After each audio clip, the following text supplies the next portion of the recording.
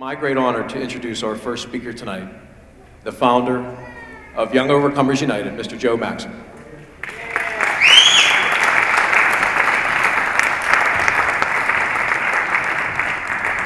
I had to come up that way because pretty soon I got to use the steps. Thank you for being here. And my mom always told me that make sure you're prepared, so I have probably 6 pages of notes. The 2 gentlemen we have speaking tonight, who's probably close to 100 years of experience.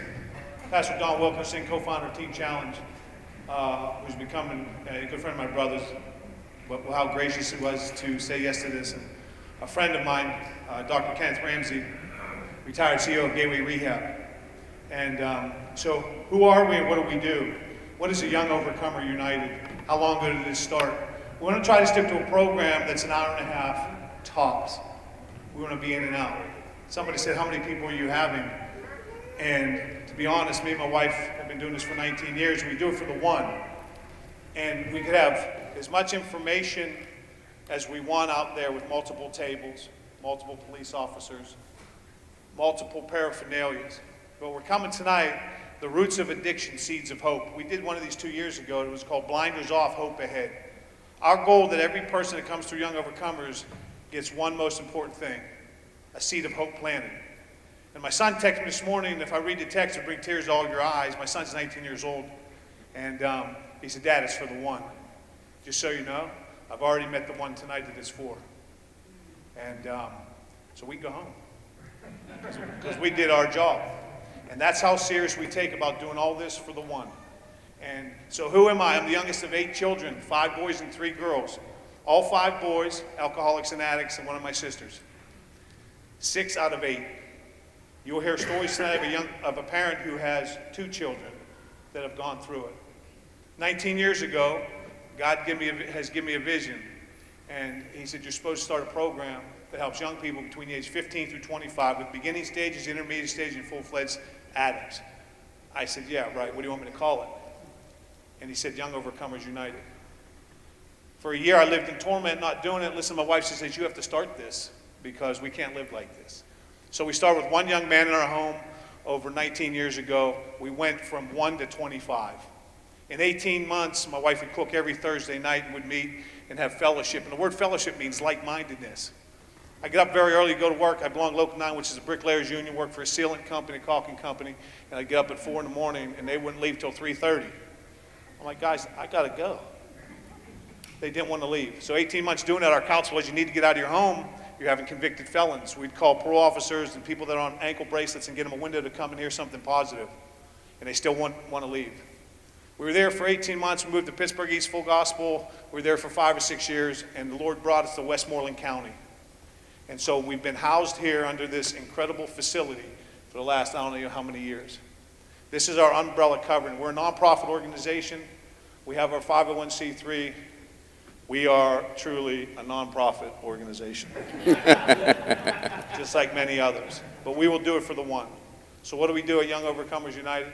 We plant seeds of hope. In 19 years, we've seen about 1,400 people. 800 of them have come to know the Lord. 600 of them asked for Bibles. We don't give keychains. We don't give anything other than love, Bibles if they ask, and a shirt if you deserve it, even if you don't. That's what we give. That's what we do. So many people say, what's your success rate? Deem success to me in the area of recovery, because every single person's recovery is different. There is not a cookie-cutter answer to everybody. Until you know what the home life is like, until you know them inside and out, you cannot give them 1 ounce of guidance. We do a lot of in-home interventions, and people say, I want to be an interventionist. My first question to you is, why? It's not like on TV where you go into a home and you have a van outside and everybody says, yes, you get in a van, you go to rehab, everything comes home, and you do that. You are walking into the pit of hell. The pit of hell. So many times people will talk about their demons. So many times in rehab, the first time you're introduced to a spiritual higher power. Tonight we're going to say so many things about prevention, about intervention, about growth, and about sustainability walking from this. Sounds great, right? I want to show you something. This young man, he makes me smile. And you have to see this video This is Brandon. Can you show that video right now? Brandon's a good friend of mine, and forever. Just watch this for me. My name is Brandon. I'm 22 years old. I am a recovering addict, recovering from heroin, and I've spent the last decade under the influence. I had gradually moved up the scale of painkillers and found that they were hard to find and pretty expensive. So, the next viable option was to, in my mind, economically, I thought was to move to heroin. So I found myself in multiple rehabs, psych wards, homeless shelters, and jail, all as a direct result of me using. Mentally, I was anxious and sick, just constantly sick. I'm not actually even able to, articulate in words just that level of just pain and again, it's physical and mental and remorse and guilt, and it's just all these things teamed up, and it just hits you. Before I knew it, things had gotten really, really bad and really out of control, and there was no way to hide this anymore. So I sought out some help one day, and I would like to be able to sit here and tell you that that was it. I got help, and that was the end of that story, but that wasn't. That was the beginning of a new chapter. So now I had a new concern. Let's, get back what was taken from me for so long. And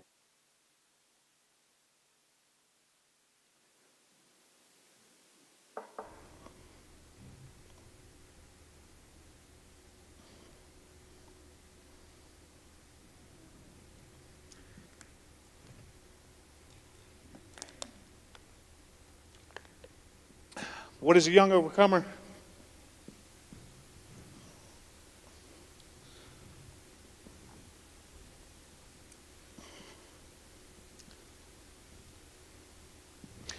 Last time I saw Brandon was at his funeral.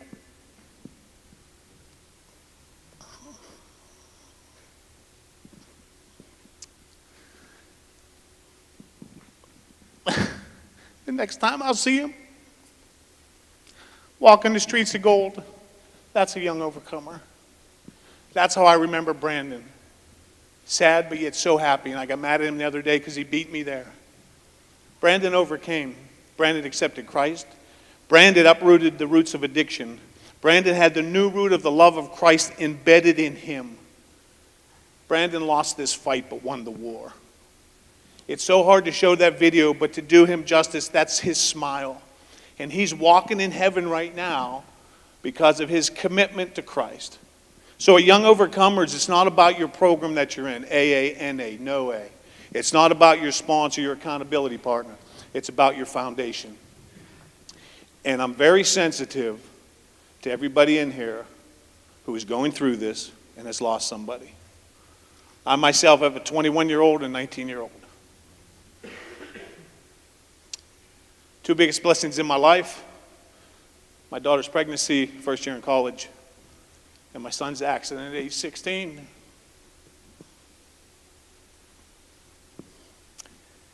They are overcomers. Only because of the Christ we serve. We are a faith-based organization that believes in redemption. We believe in 100% freedom, freedom over dominion. And every addict will tell you the chains of hell are wrapped around me. Every single one. I've heard parents when we get into a home, Joe, you don't know what this is like. I'm living hell. Well, I do, because every parent tells me the same thing. Every young person says the demons. You hear that all the time. The demons are chasing me. I'm at a pact with hell. I am living this nightmare. Yeah, you better believe it. The adversary, the devil, prowls up about like a lion seeking someone to devour. We, so many times, my kids have played cup soccer, AAU basketball, AAU lacrosse all over the country. They skied everywhere. We go on vacations everywhere. And we prep them. We prep them to be a success. How can a young man keep his ways pure? By keeping according to thy word. What about that prevention? Why do we want to give somebody all the hope they can when the problem has manifested itself? The problem doesn't start when the consequences are evident. The problem doesn't start having to talk about Brandon. The problem starts without a transformed heart. The problem starts somewhere. It does. The road to addiction starts somewhere. I have multiple questions that have been asked over the years. Where does it start? It starts in middle school. It starts at that young age. And Brandon, another Brandon who spoke for us one time, he said, Joe, you know where it starts? I said, no, tell me. He said, it's the first time you make that decision, yes, when you know it, you should have said no. That's the first time. It'll grab a hold of you like no tomorrow. Addiction is addiction. I come from a long line of alcoholics. You know, so many times we hear war stories and this and that, but reality says that my father, who died when I was 16, severe alcoholic, would come home from the bar and reach under the bed and grab us. That's a great dad. Think of that for a minute. My mom never did anything wrong in her life, and if I was to write a book, it would be Bloodstained Knees. That woman prayed us into the kingdom. 6 out of the 8 kids, alcoholic and addicts, 8 out of the 8 have accepted Christ. 8 out of 8 have accepted Christ.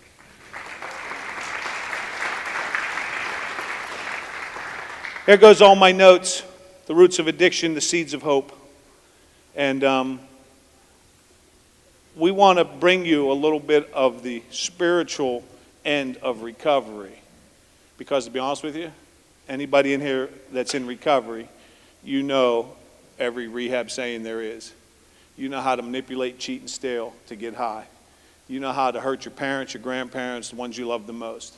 It's just the way it is. It's called the pit of hell. We want to bring to you hope. So there's going to be hope, a seed of hope planted in here for one person tonight. We're going to water a seed that's already been planted. And we're going to harvest a seed that's been watered. That's just the way it works. And if you don't like us, our personalities, we will get you help. But if you see one of these shirts, YOU, there's a lot of young people here that have been, I don't want to say been through the program, but we have befriended. There's a lot of young people that are not here, not because of Brandon's situation, but because they have moved on. Our goal is not to have anybody in our program. People always say, how many people do you have? I got a big gym over here, give me a Mountain Dew, case of Mountain Dew, a pizza, and a basketball, I'll have 100 kids over here in recovery. If we can get one young person to accept Christ, change the foundation, work with him, and accept the results. That's gut-wrenching to me, but it's also so joyful. Because even though he was brought up a certain way, where is he at now? His true father has turned him, accepted him, and loves him. And when I see him on the other side, I'm going to say, you little fart, you beat me there. And seriously, I take it so serious. So as a young overcomer, we plant seeds of hope. And we also accept people from all walks. Not everybody in here, there's a lot of parents here who have gone through what you might be going through. There's a lot of young people here. The young lady who was supposed to speak for us tonight, 17 years old. A month ago, she gave me all her dope. We meet on Thursday nights. Then I had Lewis come in. I said, Lewis, you got to be my accountability partner. We got to flush this. So here's me and Lewis in the stall flushing everything. The toilet's backing up and someone walks in the bathroom. I'm like, you got to be kidding me. So I'm wiping down the toilet. Lewis is flushing it again. And the young lady said, Big Joe, can I have a Bible? I said, yes. And her boyfriend said, can I have one? I said, yes. She hasn't been back since. Because when you take a step in the right direction towards God, hell's coming after you, whether you like it or not. Because you are this born-again, spirit-filled believer in Christ and you think you got this thing figured out, look here, hell's coming after you. Like you have no tomorrow. It doesn't have any authority over you, but it has the authority to come after you if you're in its stadium of addiction. So this young lady came to me, and I wanted to have her Skyped in tonight to talk to the young people here, but because she's underage, I don't think we can get her Skyped in. But she would have been incredible for you to hear, listen. So the stadium of addiction, if you ever heard us speak before, the stadium of addiction states that if you're in my stadium, you are going to do what I tell you to do. Hockey stadium, you go down to Consol Energy Center. We in Pittsburgh have one of the best baseball stadiums there is in all of baseball. What do you do there? You watch baseball. You want to go to Heinz Field? You're going to watch football. And the stadium of addiction says, oh, you want to be in rehab, but you don't want to leave the stadium of addiction? Go ahead. Go sit up in the bleachers a little bit, because I'm your coach. And hell says, look, I already talked Brandon. I look out there and I see a young person who wants to be clean but doesn't want to be free. There's a difference between being clean and being free. Freedom comes through a surrendered life. Being clean comes through a wanting to be clean. So hell says, I already got Brandon. Looks up in the stadium and says, come on down here to the field. You want to be a spectator? You are in my stadium. You'll do what I want, when I want, and how I want. And ask any person in recovery who has played that card, they will tell you it's like the pit of hell. The demons come back 7 times stronger when you clean house. That's biblical. And everybody in recovery says the same thing. Big Joe, it's harder and harder every time I slip up. Yes, it is. But guess what you have? You have a daily walk with the Lord that as you ask for forgiveness, he throws it into the sea of forgetfulness. He chooses to remember no more. We as people in recovery, and I should say this, I'm 28 years clean, 100%. And Justin keeps telling me, Big Joe, we're getting tattoos, 100%. And I ask people all the time, are you 100%? And they look me in the eye and they'll put their eyes down and they'll say, I said, oh, man, you got to be 100% to make it, but it's okay if you slip up. And 28 years, how do you do it? But a surrendered life every day. But for the parents that really don't understand this, it's fun to get high. You don't have to come from a bad family to love to get high. My body, for whatever reason, loves to get high. I can taste it, I can smell it, I can just feel it. Why is that? I don't know, but I'm free. I have a choice whether to go back or not. My kids have a choice whether to go back or not. The people that we teach, these young people, young overcomers, listen to their stories because the information they have is better than any pamphlet you can have. These parents that are going to speak tonight, that have people that have gone through it, listen to them. And I'm very sensitive to people that have lost their children and their loved ones because I have not. And so I don't know that feeling, that gut-wrenching you live with every day. When my son was heliported to the north side over at Allegheny General, they said, get to the hospital. We get into the trauma unit. I said, that's not my son. You kidding me? 2 collapsed lungs, 27 bleeds on the brain, snap neck, snap back. That blonde-haired boy, that's not my son. They said, that's your son. And guess what? Big proud papa moment stood up and said, I said, take pictures because not only is he going to walk again, he's going to talk again, he's going to fish again. He's a TBI. He's here tonight. He is a walking, talking miracle. I got the best kids in the world. And guess what? Behind all this is my wife. And Donald, I want to stick to the schedule. There's more coming, but right now I want to introduce somebody. His name is Dr. Kenneth Ramsey. And 18 years ago, I met him at his church out in Northway. And when we left there, he asked me a question. He said, Joe, will there ever be another Big Joe? And Bonehead Mead said, absolutely not. Because back then, I'm pretty naive and dumb, and I thought he was meaning me. He was meaning the program. Can this be duplicated? Absolutely. Absolutely. It's just the truth. And I said, no. But I said, he said one time, he said, if you need anything, call me. And I don't know if he remembers this, but I called him like at 2 or 3 in the morning. I said, I need a bed. I got a young lady. He says, Joe, it's 2 or 3 in the morning. I said, no, but I need a bed. You told me if I can call. He says, we don't have any beds. I said, yeah, you're Ken Ramsey. Get me a bed. 8 o'clock in the morning, he got a bed. 10 o'clock, the girl leaves. Sad. We can't stop unless you hand over your will.